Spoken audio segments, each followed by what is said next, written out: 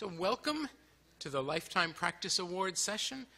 I'm Rob Jacob from Tufts University, and I'll just briefly, before I introduce Susan, tell you how we picked her. Other than she's wonderful, there is actually a process, and you may wonder for the future. There's an award, SIGCHI has an awards committee. People serve, people generally that belong to the SIGCHI Academy. People serve on it for 3 years, and this is my last year. I served as chair in my last year. And we picked fabulous winners, we think. Next year, if you'd like to nominate, there's an open nominations process, both for this award and for the SIGCHI Academy. So if you'd like to nominate someone, the process runs around the fall. Steve Feiner will be chair next year, so by all means, feel free to nominate people. But meanwhile, let's talk about Susan. First, let me tell you what this award is for. The SIGCHI Lifetime Practice Award is presented to individuals for outstanding contributions to the practice and understanding of HCI. It recognizes the best and most influential applications of HCI, and I know it makes you sound old, a lifetime of innovation and leadership. So Susan, who needs no introduction, gets one anyway. Susan Dray has worked to advance the human-centered design since 1979, when hardly anyone could spell it. She's worked in the Human Factors Research Group at Honeywell. She worked at American Express on corporate usability of corporate systems. She was one of the founders of SIGCHI in 1982. A number of us here remember that, I think. She founded her own firm in 1993 and has provided user experience research for a wide range of clients over many years. She believes, and I'm sure it's true, that she, where'd it go, was one of the 10 first consultants in HCI, which is extremely likely to be true. So, she did one of the first ethnographic studies done by a consultant for Hewlett-Packard back in 1994. She's worked with international users. She's worked with usability studies in homes long before anyone did that kind of thing. She's contributed to the evolution of usability experience research and practice, field research, naturalistic usability evaluation, international usability research, back before most people were just doing it one-way glass in offices. She's worked more recently in developing countries. She's helped to create the UCD4D, the User-Centered Design for Development community. She's currently a Fulbright Scholar on the faculty of the Technological University of Panama. She's a fellow of the Human Factors and Ergonomics Society, an ACM Distinguished Engineer. She won the SIGCHI Lifetime Service Award, and now it's time to win the SIGCHI Lifetime Practice Award. Her talk is called Building Bridges, Not Walls. Probably says that right there. The interdependence of academics and practitioners in human-computer interaction, and I think it's going to be very interesting. I'm delighted to welcome Susan and for us all to hear from her.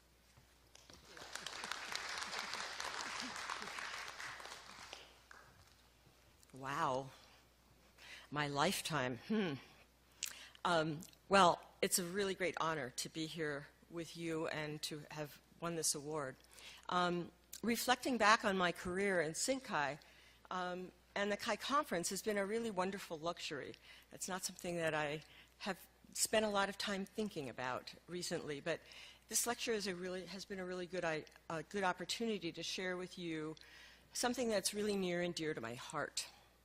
Now, it may seem strange to you, but I, like many practitioners that I've talked to over the years, have often felt sort of like a second-class citizen at CHI.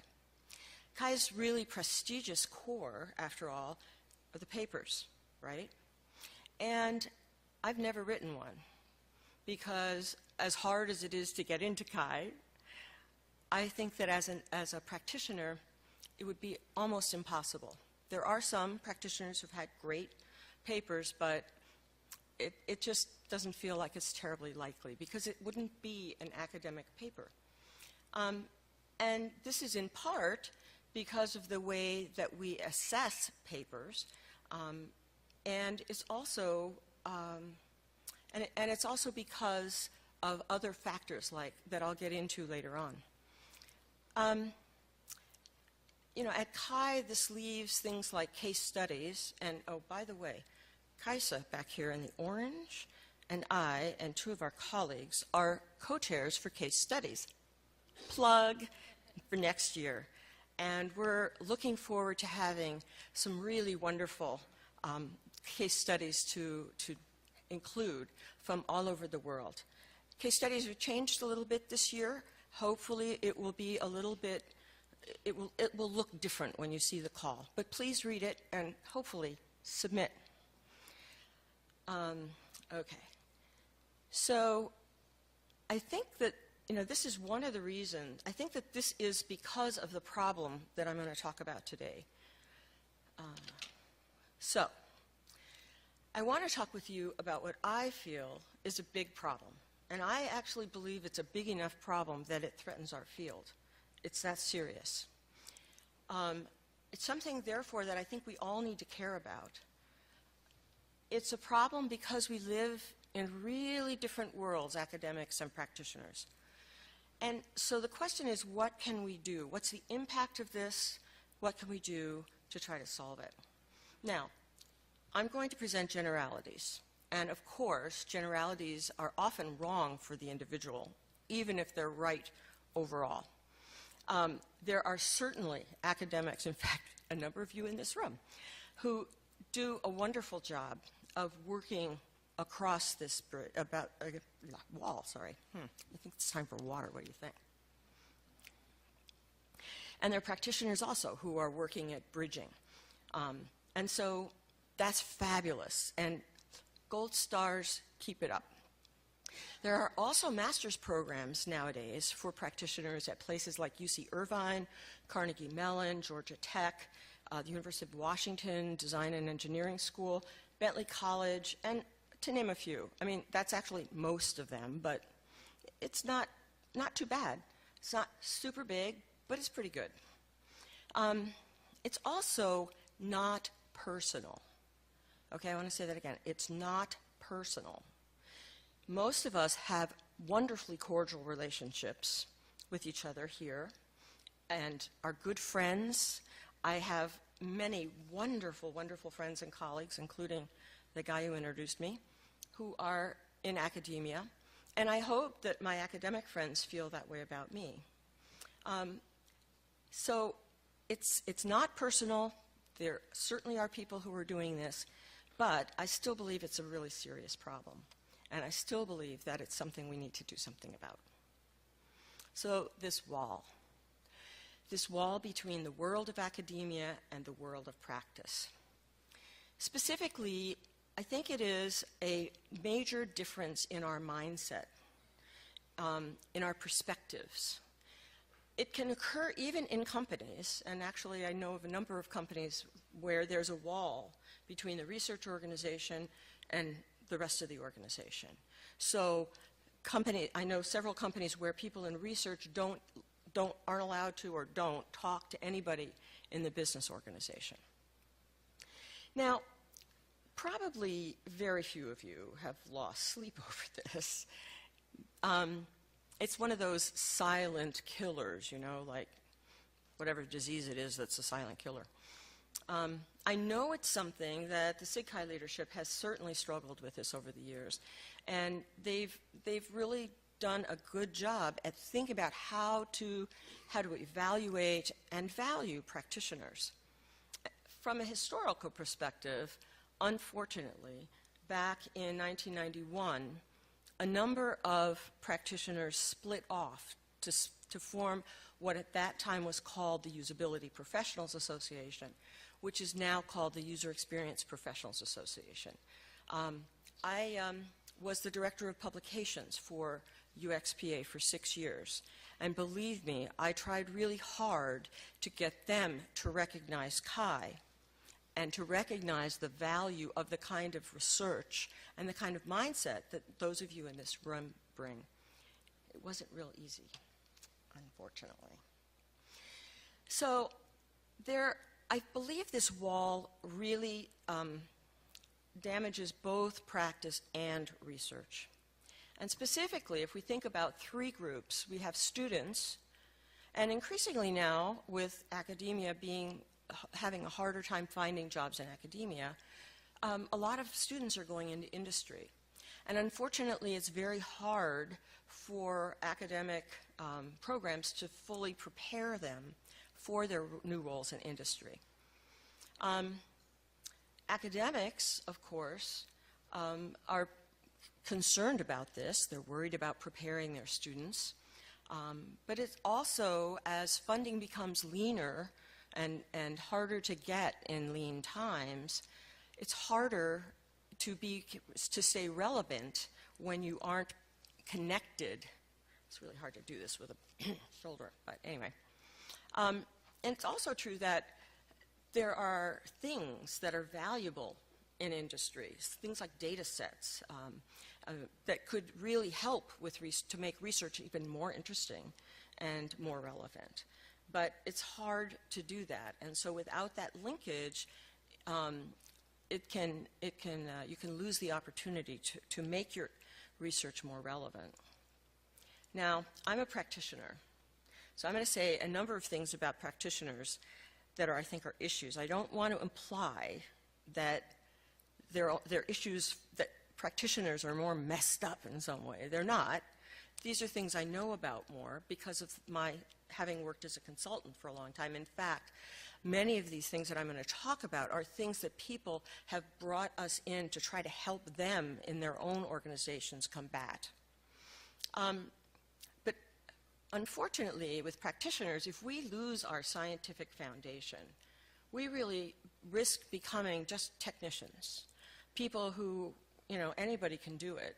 So why bother hiring somebody who actually knows something about user experience, human-computer interaction,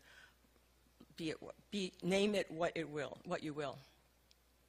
It de-skills our work as practitioners, and it makes it much more tactical, more peripheral. It's just a checkbox. I have to do something with usability. I have to do something with the user. But it doesn't matter what I do. And this is, unfortunately, it's already starting to happen. So as a field, we start losing our impact as a result of practitioners becoming de-skilled, etc. So we all really pay a price for this. Come on, go.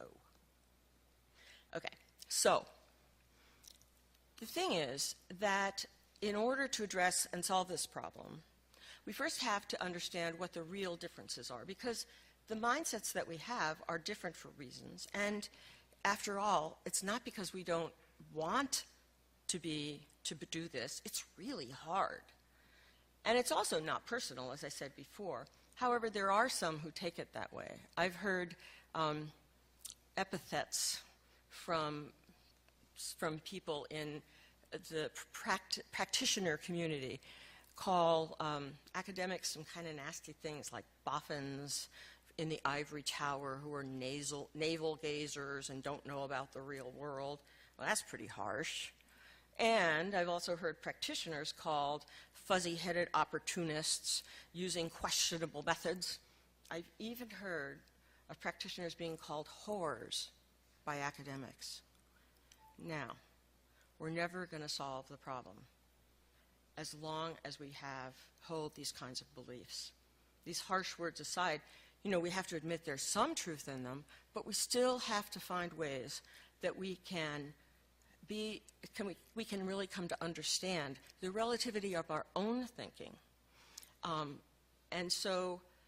part of the problem is that there are not a lot of us who have experience in feet in both camps, who've been academics and practitioners. There certainly are some of you. There's some of you in this room, in fact. I don't claim to be an academic because this is a 4-month post, But the fact that we don't know these things, I think, is important. So that's why I want to talk with you about comparing and contrasting the mindset of academia and the mindset of practice. And by the way, this picture is from that early ethnographic. It was actually the second ethnographic study we did in offices, and this guy was in Amsterdam. That actually is me over there on the far corner. So some Some of you may know this amazing man who's no longer with us. This is Gary Marsden. He was at the University of Cape Town. This is a photo from a talk he gave at the Royal Society. But as we all know, academics say we have to publish or perish, right? This is, I mean, we all know this, right? Tenure, for young researchers, tenure is a goal, and obviously you have to be publishing in order to get tenure. Advancement to professor rank for those of us who are further along in their careers also takes publishing. We also, of course, academics, I'm going to use the we for both of these. Advancement of knowledge is really important. Making stuff is important. Learning about the world and how technology and people work together, that's very important, as is teaching. But when it comes right down to it, publish or perish is what really rules the day. Now, the world of the practitioner is really different. It's really complex. It is a very different type of intellectual enterprise from that of academia. But it is a very legitimate one. Practitioners have, by and large, the mindset of produce or perish. And our goal is to contribute to product success.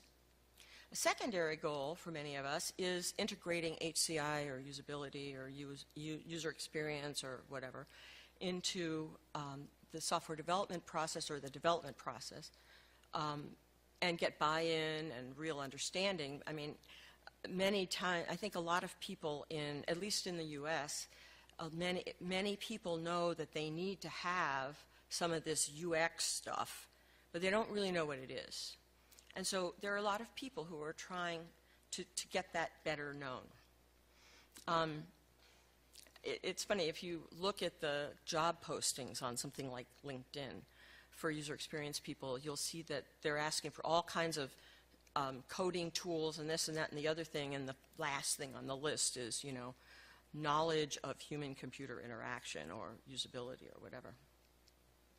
Now, a friend of mine who is actually a rocket scientist, he has a PhD from Harvard in astrophysics, had this on his wall.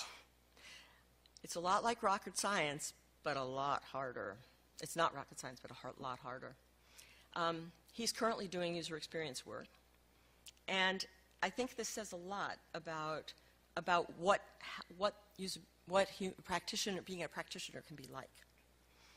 So, for academics, HCI is your core discipline if you're in an HCI department. This is really different, however, from practitioners. Practitioners are often scattered into work groups where they may be the only HCI person. And they have to work collaboratively with lots of other people in order to survive and integrate with the team. Some companies, like Google and Facebook and some of the ones here, do have multiple UX people on a team. But still, UX is kind of a fringe discipline. The impact, therefore, especially for people who are the singleton, doesn't come from the soundness of the methodology, which nobody on the team can assess, or anything like that. It comes from personal influence. It comes from charisma. It comes from persuasiveness. It comes from conciseness, something I have trouble with, and how they can communicate with people who aren't in the profession.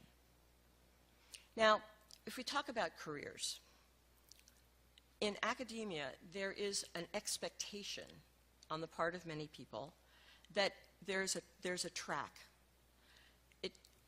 You don't change specialties a whole lot. You might make a little deviation, like here it curves into the bushes at the end, but there's relatively less job movement. You go up the academic ladder, and that's pretty much the expectation. However, with practitioners, this is really not true. There's lots more movement in and out of related fields, up the corporate ladder, and it requires, it requires practitioners to be really adept at switching mindsets. And that's going to be good and bad, of course. Switching content areas, going to work on a completely new product that doesn't have anything to do with anything you've ever worked on before. taking different organizational roles, maybe moving into a different department, or even into a different company. Now, for consultants, that's the name of the game.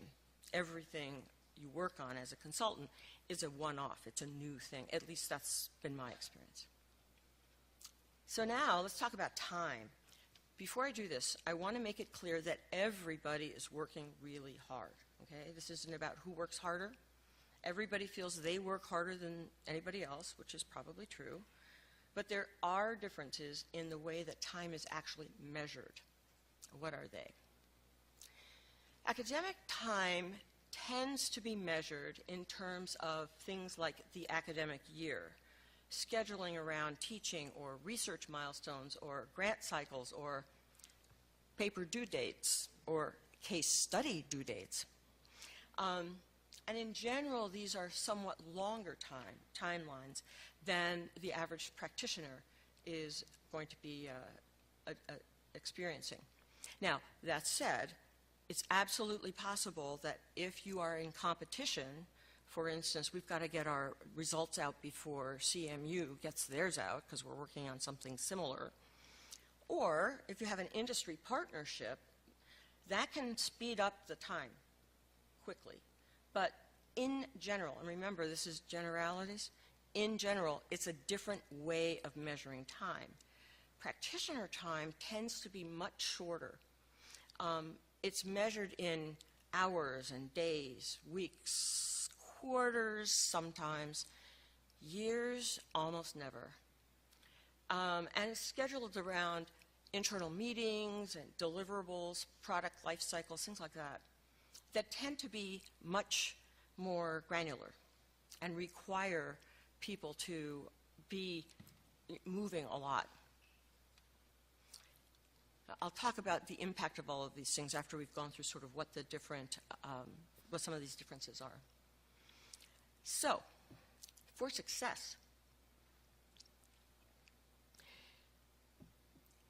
for academics, you're expected to have research grants to support students and things like that, to publish, to have great citations, to have wonderful graduate students who have graduated from you, my students, and where they go.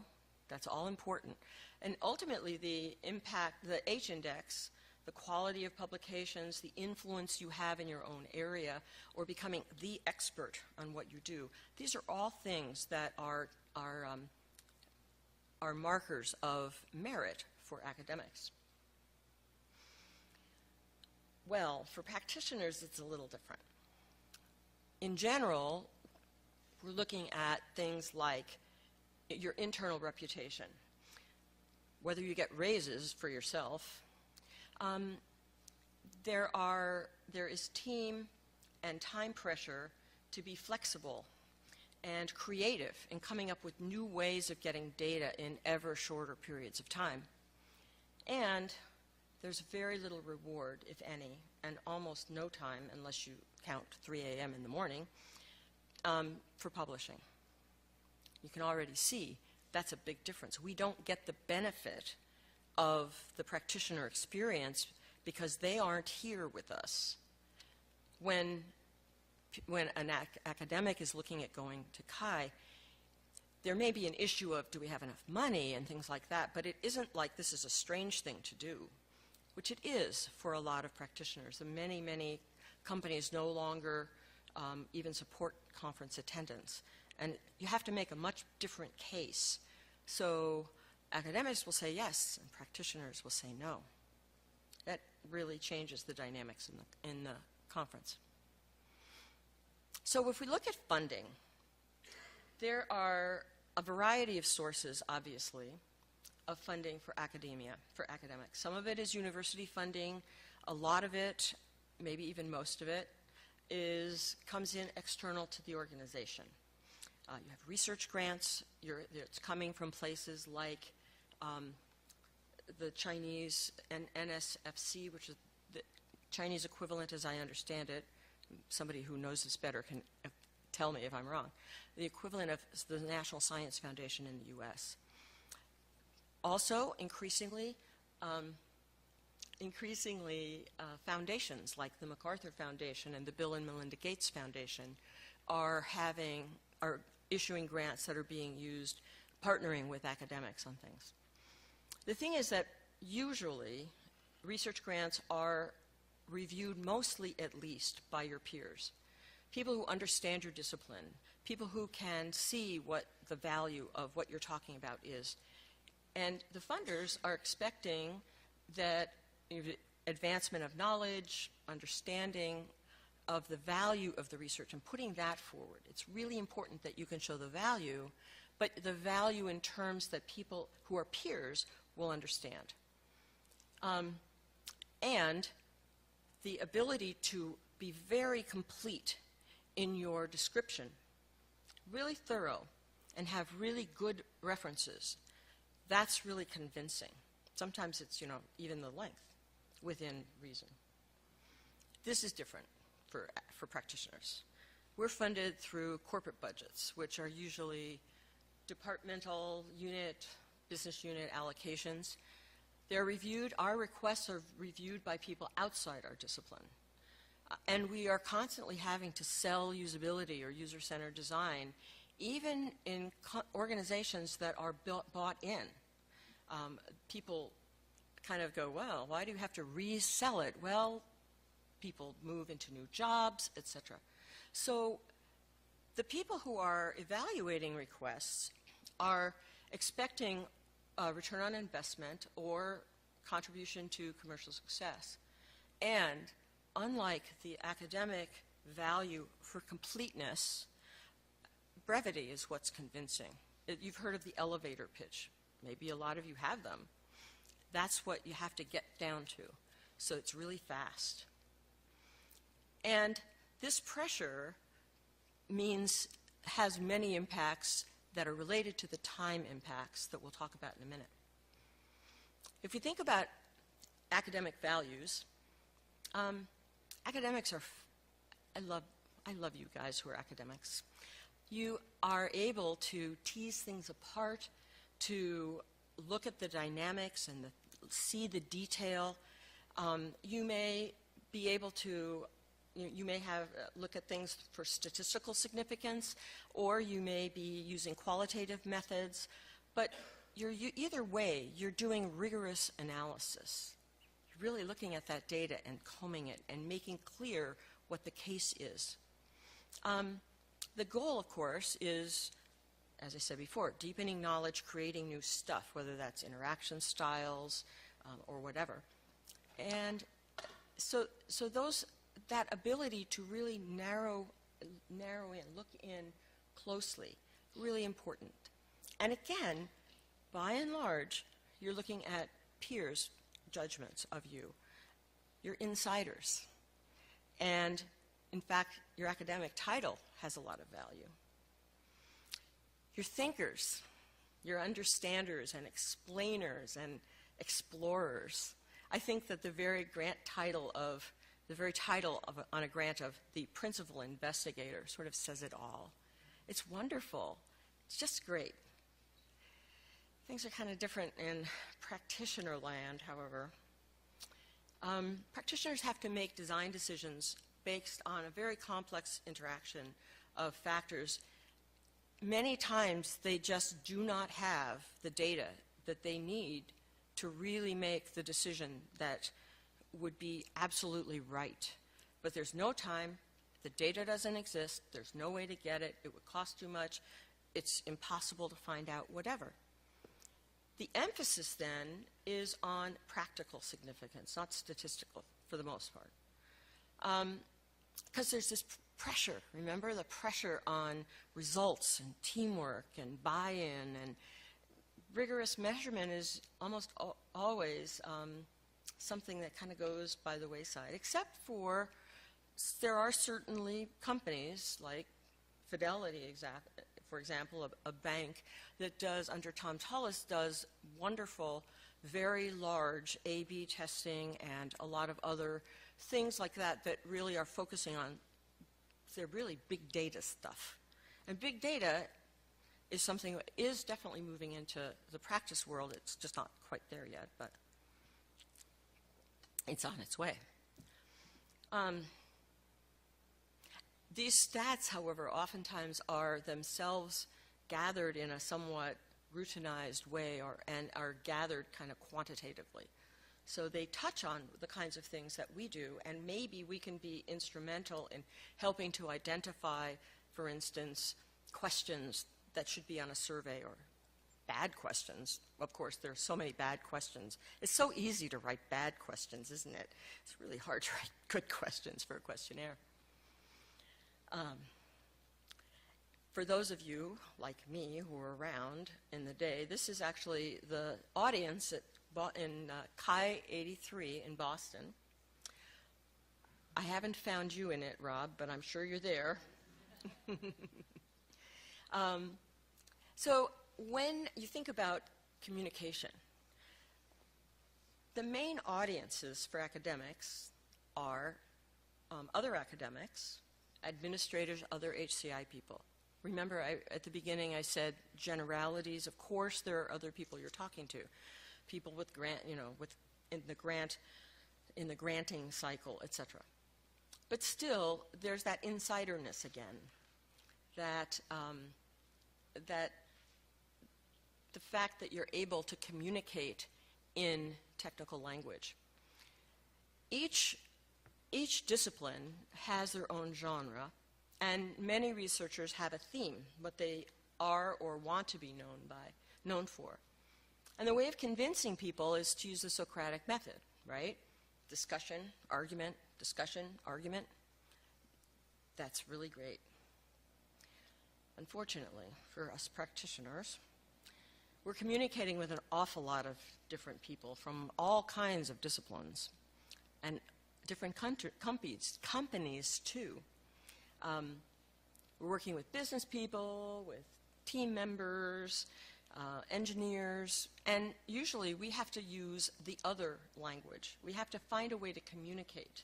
And of course, being good human-centered design people, of course, we think in terms of understanding the other and being able to communicate in their language. So once again, practitioners on the outside.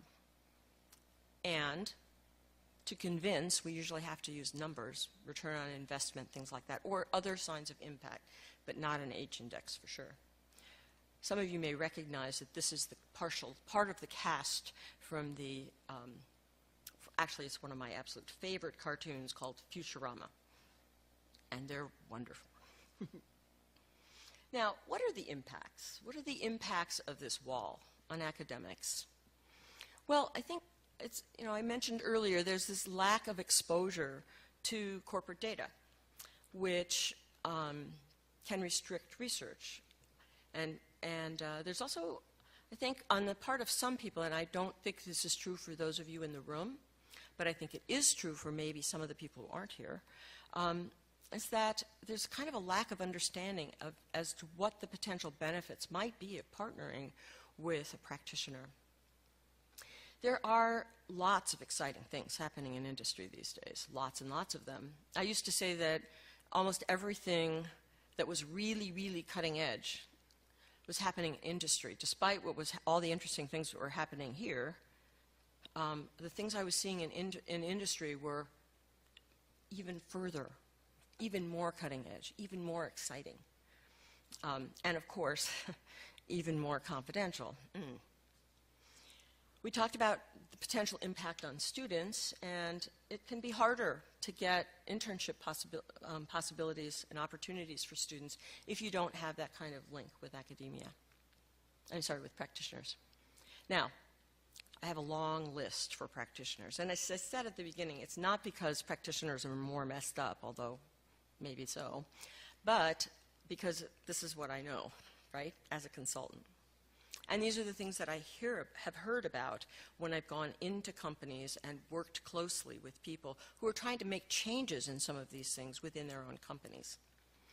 So the focus, the pressure, the time, the shortness of the time, that make it really huge pressure on practitioners to cut corners, to satisfice. Some people use that word, satisfice.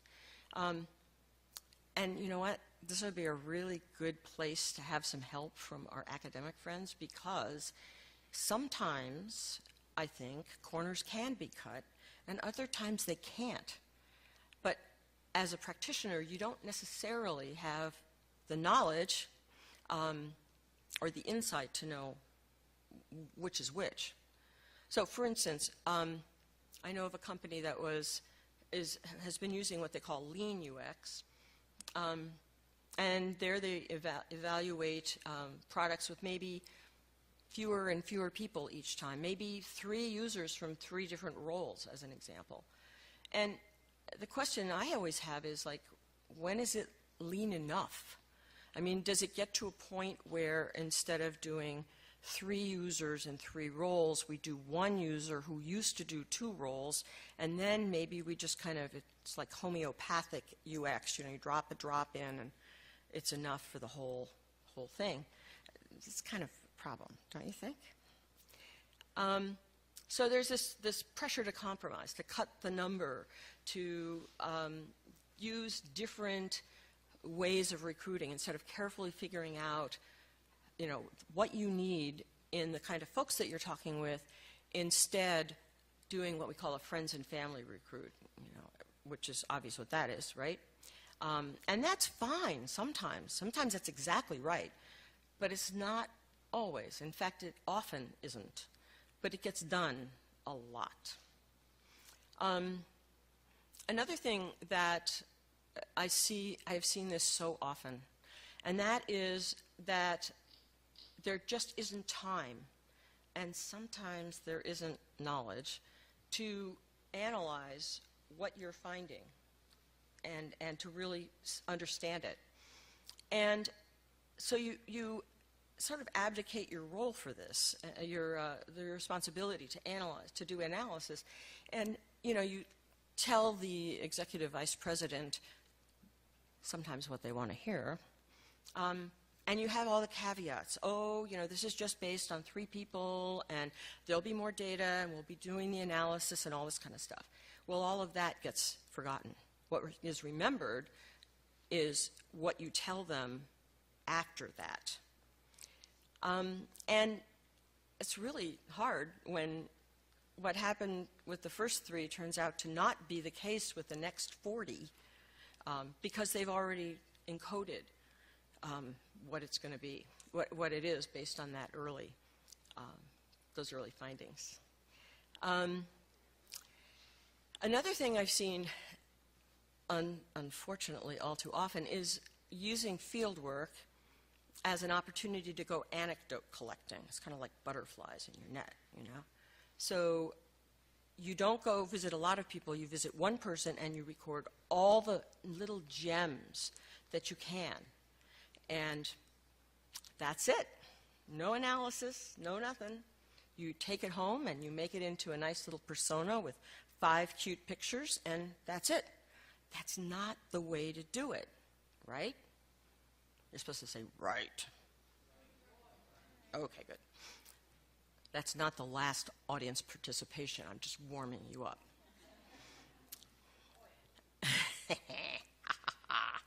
Oh, sorry, my evil laugh is getting in the way. And because there isn't support for publishing, you never get the feedback from your peers saying, this is a horseshit method. You just never know. And you don't come to a conference, you really never learn what you need to do.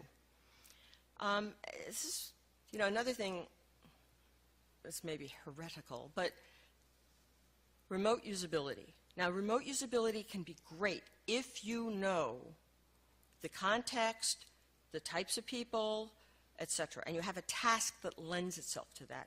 But remote usability is not appropriate for an awful lot of the things that it's getting used for today. And oh my goodness, the other day I heard of somebody talking about remote ethnographies. Now, isn't that an oxymoron? Not good. It's really treacherous, don't you think? I mean, this is not good. And for consultants, unfortunately, I hate to say this, it's kind of a race to the bottom. You know, whoever's the cheapest, the fastest, that's the one who's going to get the job. They're being hired by people who have no idea about quality. They don't know the difference, so they just go on price, or they just go on how much time it's going to take. And therefore, they're also hiring lower-level people. They're getting poor results, which can have blowback on our whole profession.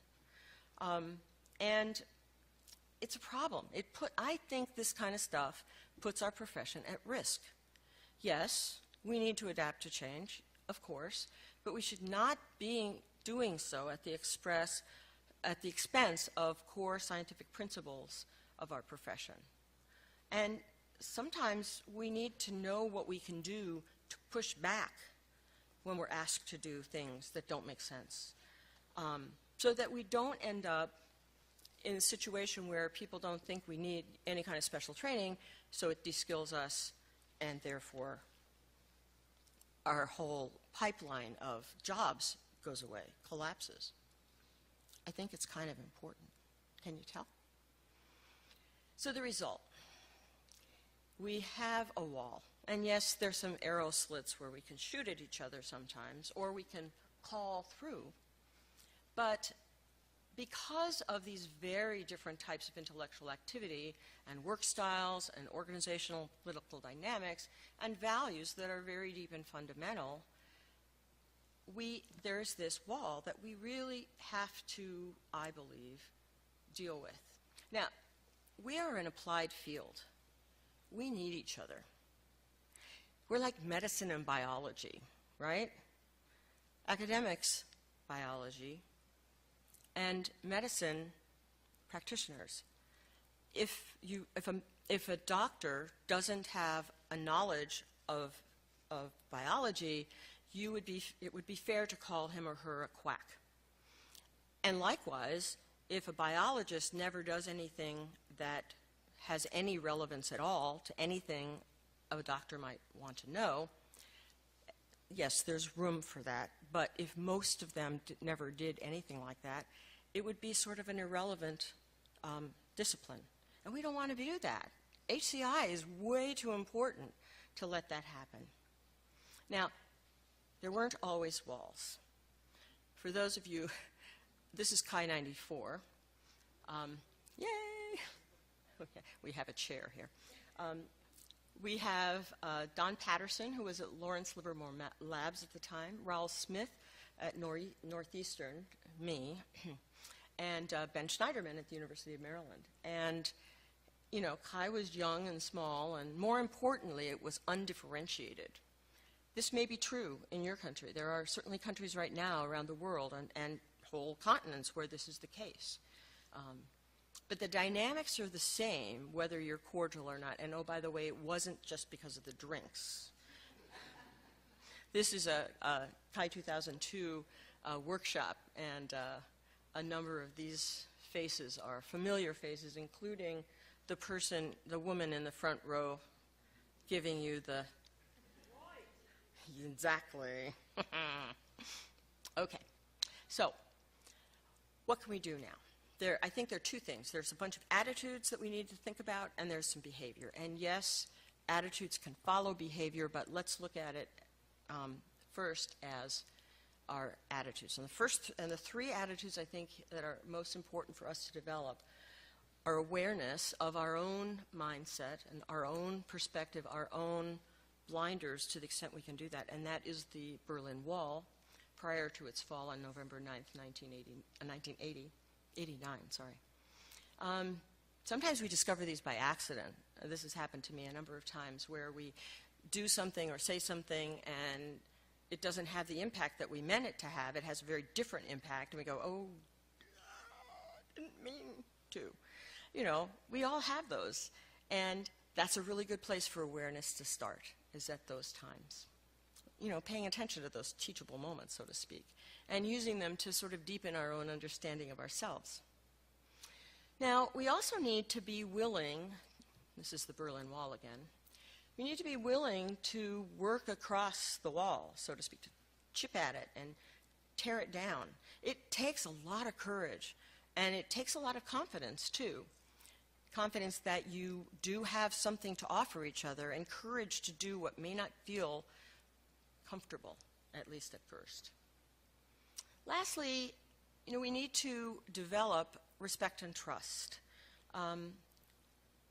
We need to, and the end result of all of this is that we'll have better practice and better research.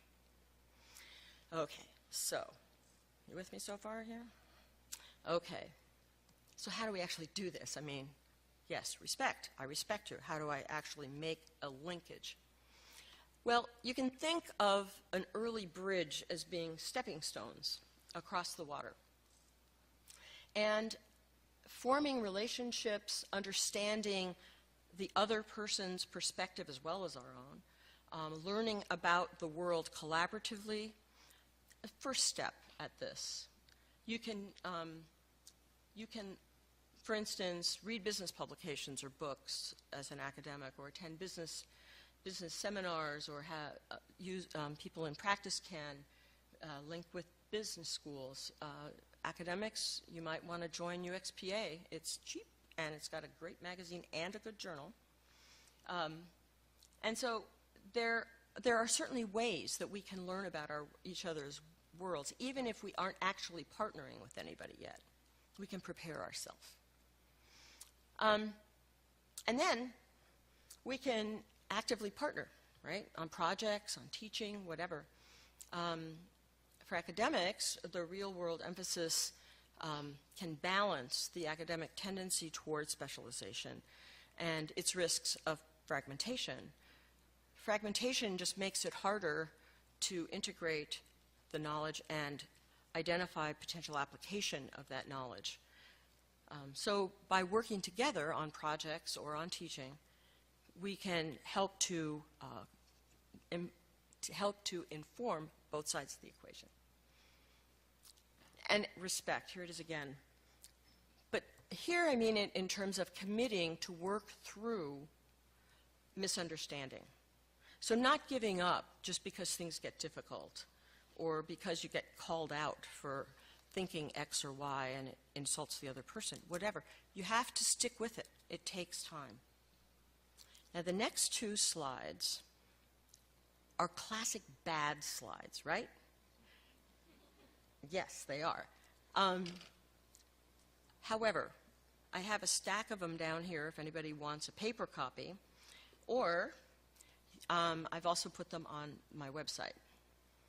So there are a lot of things that academics can do to make this bridge with practitioners.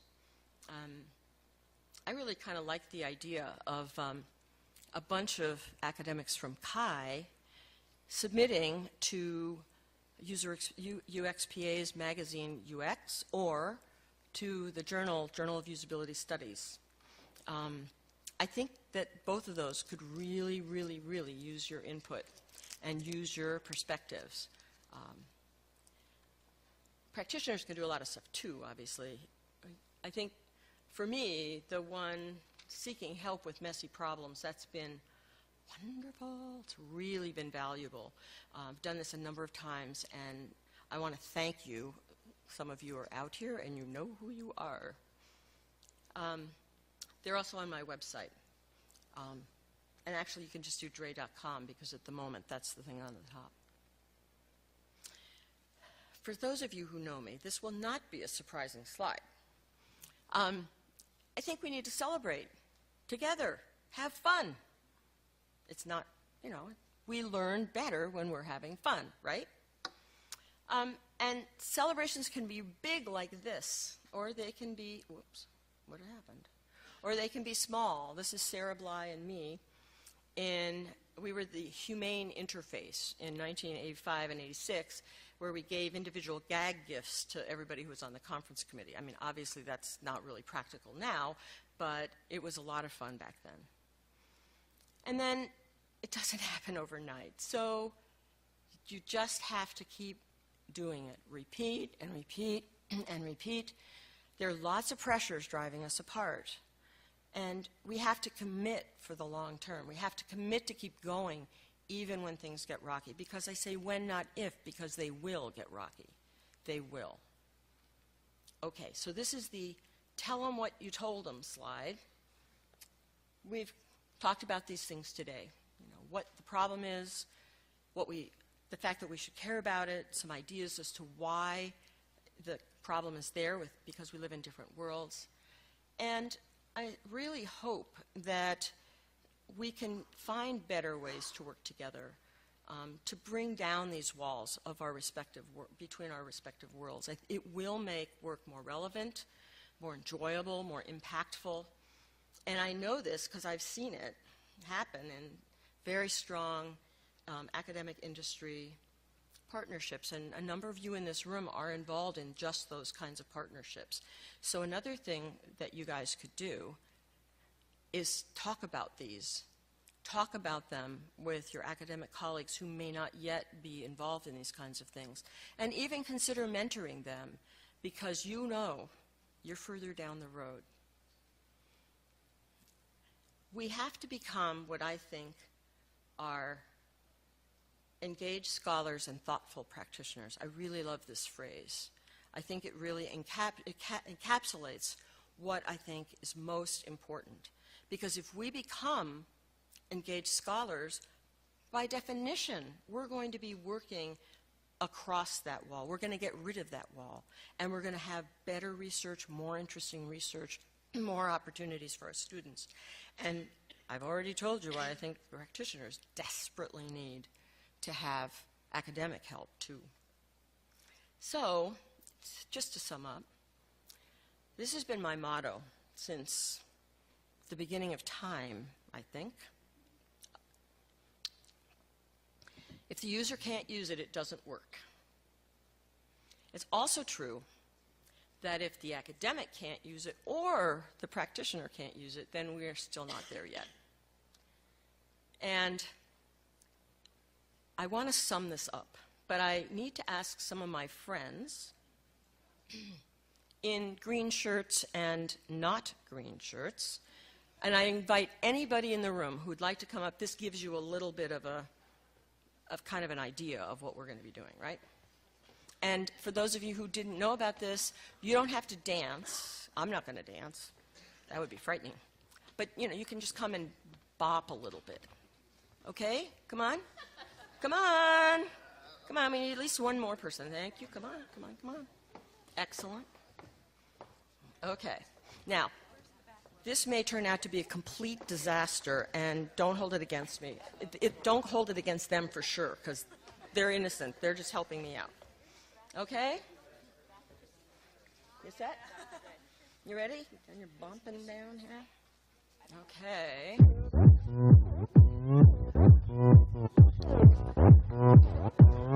Super bridging style. Bridging style. Really have a problem. There's a wall, and it doesn't hurt just one of us. It really hurts us all.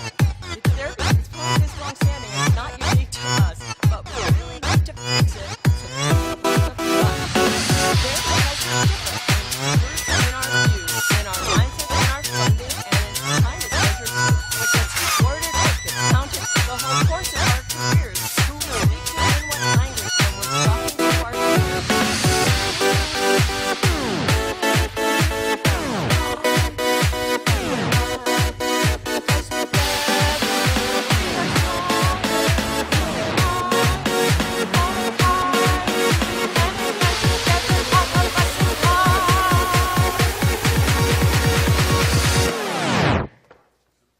Super bridging style. Bridging style. Super bridging style. Bridging style.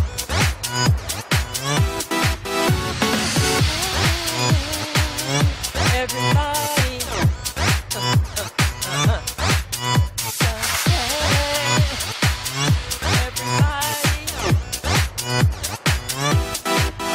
Academics, we must public. Woo! And our H-indexes too. If we are to get that tenure or progress in our careers, we need research that supports us. Now, if we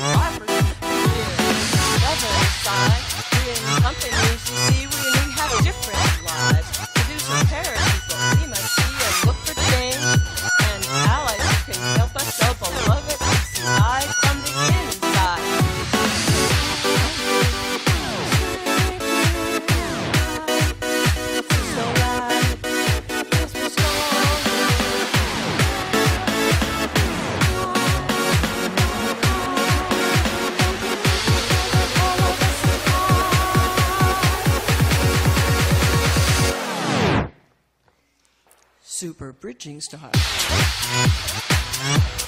Bridging style. Super bridging style. Bridging style.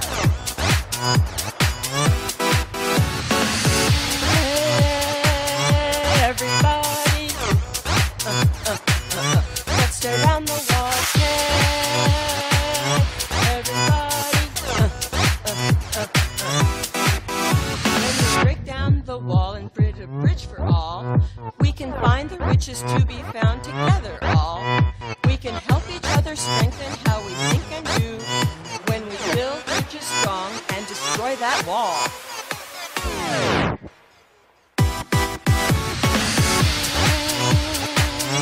Everybody, let's go down the wall. Everybody,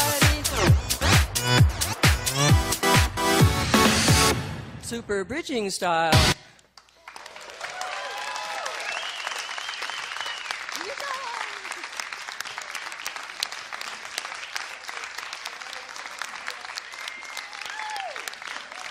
Aren't they fabulous? Wow. Thank you so much.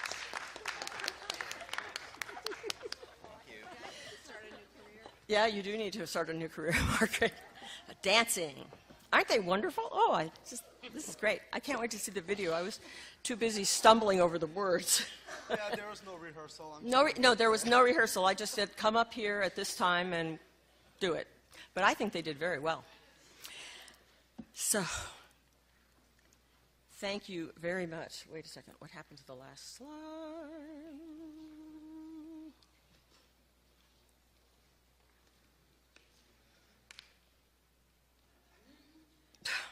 Okay, it says thank you in many different languages. That's all. Okay.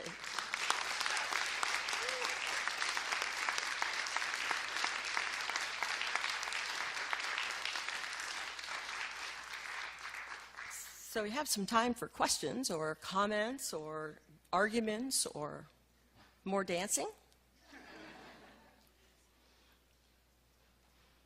It's never a good sign when everybody leaves when questions start. So, Susan, you literally rock. You absolutely rock. Leisha Paling, University of Colorado Boulder. So just first an observation and then a question. Mm-hmm. For a community of people who are so committed to the practice of people in other domains, when we study the things that we do, mm-hmm. It is a wonder that we don't attend to our own practice. Yeah, so, shoemaker's children, I think. Yeah, right. And then there is an academic practice, too, so there's different kinds of practices. But in terms of the UX practice, it's a wonder that we don't attend to that. And so that would be a subject for a great research project, right, which itself would be kind of a bridging exercise as mm-hmm. well. The question is, I loved the photos that you showed us. And 1994 was actually my very first CHI. So I do recall, once you said it, the feeling of having this much more integrated purpose, mm-hmm. I think. And so thank you for reactivating that memory of mine mm-hmm. as a young graduate student. I wonder if you think that HCI's success, and I'll just, both the discipline, both the practice, both the actual interaction of things that we do with our devices, if its success has been the reason we have actually splintered so much. Is our attention divided? Have we had to specialize? I mean, is it, I wonder what are the many factors that have led, of course, to these then different temporal schedules mm-hmm. and different incentive structures and all these things. And I wonder if it's the very success of it that has done that. Yeah, I think that's a really good point. I do think the fact that when a discipline is young, it's pretty tight, right? It's undifferentiated. We didn't have mobile HCI and CSCW and group and all these other types of pieces of the area that are kind of slicing and dicing. And I think whenever you have that, inevitably you have this potential for there to be a rupture. It isn't true across the board. I know the professional organization EPIC, which it was formed originally by folks from the anthropology sphere. They make a very explicit, their mission is that they are going to be interdisciplinary between different disciplines and also between academics and practitioners. And they are very, I mean, they're almost like, you know, police about it, which isn't necessarily good, but that strong commitment on their website, I think, gets a particular meaning across. Thanks. Hi, John Thomas, as you probably know. So I sympathize with the theme of the talk, and I've been thinking about our SIGCHI relationship with UX and human factors and some other people. It also occurs to me, and maybe you hinted at this, that in addition to these two groups, there's a much larger group of people who are actually doing and impacting user experience, who know that they are, but they don't belong to any of these organizations. Right. And then I would say, my intuition is, I don't have any data, that there's an even much larger group of people that should be doing HCI and UX, but don't even have any idea that they should be doing it, let alone that they should be learning from one of these organizations. I mean, do you have that? Yeah, I agree with you. I think, you know, when we think about design, for instance, and design thinking and designers, there are huge numbers of designers and design thinkers out there who they, by and large, aren't at CHI or at UXPA's meeting. But they're huge, and other organizations are huge, huge, huge. But I agree with you. I think there's a lot of room for helping people understand the value and the importance of HCI. We'll do a better job of that if we're reinforcing each other's messages, I think. So, does that answer your question? Yes.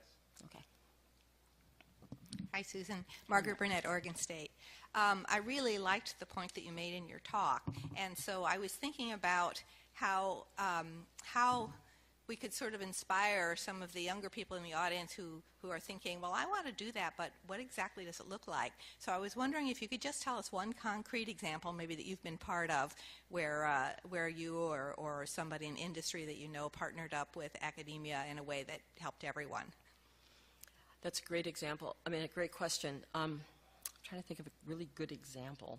I know there are a couple of you in this audience who have great examples. Anybody care to say? Oh, you're putting me on the spot, Margaret. I think, I know we were working on a bunch of really complicated controls for an advanced piece of scientific measurement equipment. And I was consulting to a company about that. And we brought in I'm trying to say this in a way that doesn't violate my confidentiality agreement. We brought in people from academia who were trained in the subject that the people who were going to be using this scientific equipment were from, or who knew what the requirements would be from their perspective. And we could never have done that without them. And they couldn't have ever they could never have built this, you know, equipment themselves because it was just, you know, it was just too big for them. So. Hi, Susan. Lauren Trevine, University of Minnesota. So I guess a comment and then maybe a couple questions. Sure. I thought, you know, you said, I guess researchers and practitioners in our area should work together just as biologists and medical people should work together. I mean, I'm just going to guess, but I presume biologists and medical people totally don't work together, that they go to completely different conferences. And so I wonder, as fields mature, if that's just not inevitable. And then the second thing is, you know, it occurs to me many academics, we're working on, let's say, interactive systems, and we are an applied field. And Laisha works with people who do disaster management. Mm-hmm. I've worked with people who do transportation. Many people have worked with practitioners in the area of health and medicine. And so I think it's not so much that there's a wall between researchers and user usability professionals, as researchers are working with people on application areas, and maybe this bifurcation between people who are creating new knowledge and new techniques and applying it in domains versus people who are applying well-known techniques, it's not so much that there's a wall, it's just it's a separation of concerns. So I don't know. I wonder what you think of that. Well, you're one of the people who I know does really good research together with practitioners. And what? Sorry. But not usability No, practitioners. but yeah. I don't mean practitioner as meaning somebody who runs usability evaluations. Practitioners can come in all different flavors. You're really good at it, but trust me, there are a hell of a lot of people out there who are not. A lot of them. So it may be that you don't see it so much because that's not the world you live in, but it is true that it is out there. I've seen it. It's scary. Hi, I'm Susan from Amazon, one of the few practitioners standing up Can you here. just talk really loud? Sorry, I'm Susan from Amazon, and I just wanted mostly just to say thank you for this presentation. It really did resonate with me. 15 years in the field of usability, user research. A lot of those things are really true, very true. But also, I think from a practitioner point of view, a lot of us realize that these are problems, and like I was able to convince my boss to come to this conference this year. I am the only person here from Amazon, so I'm one of the success stories. But the other thing is that we're now doing a lot more internal conferences because we can't publish outside. We can't talk about our research. We can't talk about what we're doing. And so, I don't know about the smaller companies, but the larger companies, there is kind of a coming together of researchers to say, we can't lose this. We need to do it on our own. We call horseshit on each other. Monthly, we get together and do that. So I want to say not all is lost, but this was a great talk, and I can't wait to share it back with my Amazon peers. That's great. That's great. And I think you're right that as people who are doing user experience work are doing more and more confidential, as they get into more cutting edge things, it becomes harder and harder. I know I can't talk to you about most of the stuff that I've done because of the confidentiality agreements that I have. And so in those cases, you're sort of taking that and making it into a positive by having an internal conference. And as long as there is enough expertise in that group to really help each other learn, to critique if necessary, I think that's great. So, good job. And I'm glad you're here. And you've got the right name, too. Go for it. Well, I don't have the right name. I'm Wendy Kellogg, Chi 94 chair. And I also very much appreciate your talk and the sentiment behind it, but I think I have a reaction a little bit like Lauren's. And what I wanted to share was a distinction that Bill Gaver made at DIS 2008 when I commissioned him, actually, to give a keynote on science versus design. And I think it's applicable here. And the distinction that he made that I've always found very interesting and very useful is that it has to do with the different purposes and specifically the forms of accountability of science versus design. And he's a guy who's had a foot in both fields and understands them. So science, he said, has epistemological accountability, where the key question is, how do you know what you know? What is the evidence, and how do you know that what you're claiming is true? Mm-hmm. But design, like practice in usability practice, I think, has aesthetic accountability, where the fundamental question is, does it work? And to ask that very broadly, not aesthetic in the sense of what does it look like. And I think that's very profound. And I recall a discussion among researchers and practitioners at Chi several years ago that actually got quite heated and contentious, because I think in some ways researchers don't understand practice, right?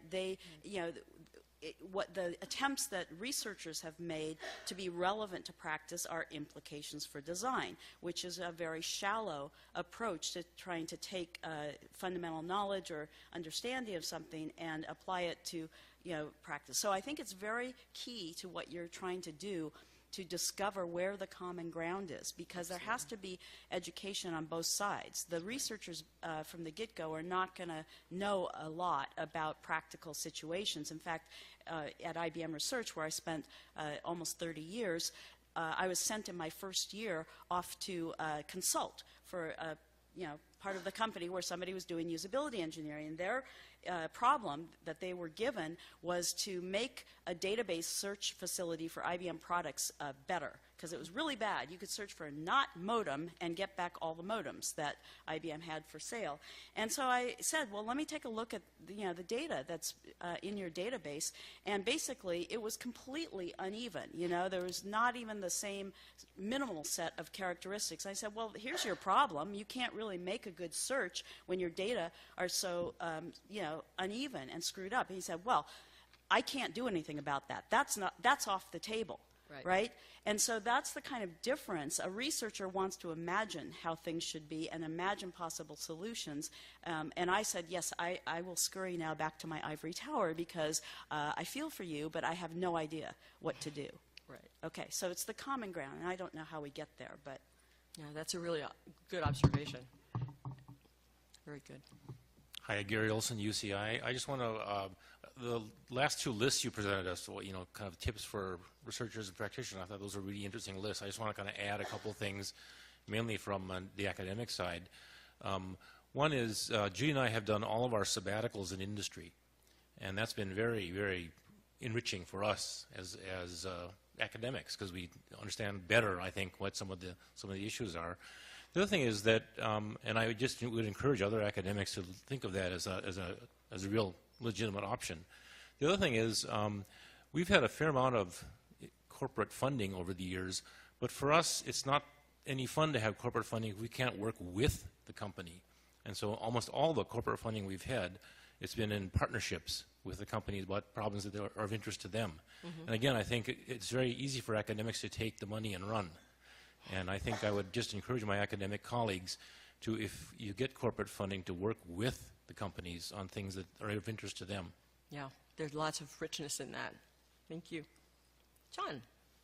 Hi, it's John again. Yes, I was going to agree with what Gary said and maybe expand on that a little bit, that you were asking earlier for examples. When I ran the AI lab at 9X, we had some good long-term collaboration with Gerhard Fischer at the University of Colorado, and we had exchanges of personnel, and we worked on common problems. And I think part of the key there is also to do it over a period of time, not just kind of a one-off Exactly. thing. So you develop the relationship. Yeah.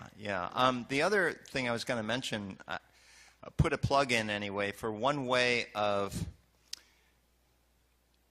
collecting knowledge in a way that's practical and allows you to generalize across cases is the development of a pattern language. And people have found this very useful, for example, in object-oriented programming. If people are interested, they should look up Christopher Alexander, who was an architect who looked at architectural solutions across a large number of different cultures and different situations and so on. But some people have applied that to HCI as well. Good, thank you. Christian. Yeah, Christian Schrumm from Hamm-Lippstadt University. I have my foot in both worlds as well, as I've worked in industry and academia.